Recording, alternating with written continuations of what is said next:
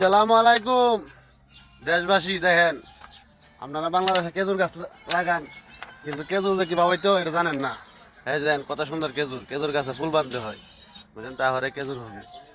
বাইন্দা দিয়েছিলাম, এখন বান ছুড়াইতে হইব।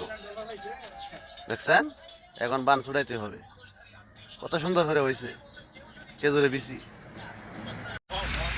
এই যে দেখেন গাছ, দেখেন এই যে বাংলাদেশে একটা খেজুর গাছ আবাদ করেন, দেখেন কি কোনো বোঝেন না। দেখেন এই যে আমরা কি করি, এই যে এই খেজুর গাছের একটা মর্দা গাছের ফুল আছে, ফুল দেওয়া ধরেন আমরা শুকল করি, শুকল করে বাইন্দা দিছি।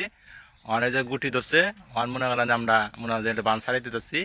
বান ছাড়াই দিয়ে হাইরা পরে মনে হয় যে আবার যখন এটা এইলে যাবো গা, তখন মনে হয় যেন ওই খেজুরের ডাইকার নাগে এটা আমরা বেঁধে দেবো। তারপরে মনে হয় খেজুর বড় বড় হয়ে, তখন আমরা মনে করলাম যে ক্যাম্পের মিলে সবাই মিলে আমরা এখানে বইবে সবাই খাইব।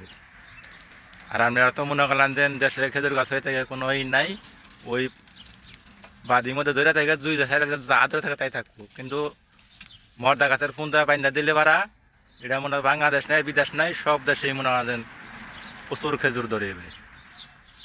আর আপনারা যদি মনে করেন এই বিদ্যা যদি জানবা চান, তাহলে এই চাঙ্গু মনে করেন মাস্টার আছে, তাহলে আর কাছে মনে করলেন যে সব কিছু জেনে নেবেন, যে কিবা করে খেজুরের গাছের ই করলে কিবা কি করলে পারা খেজুর থাকিব।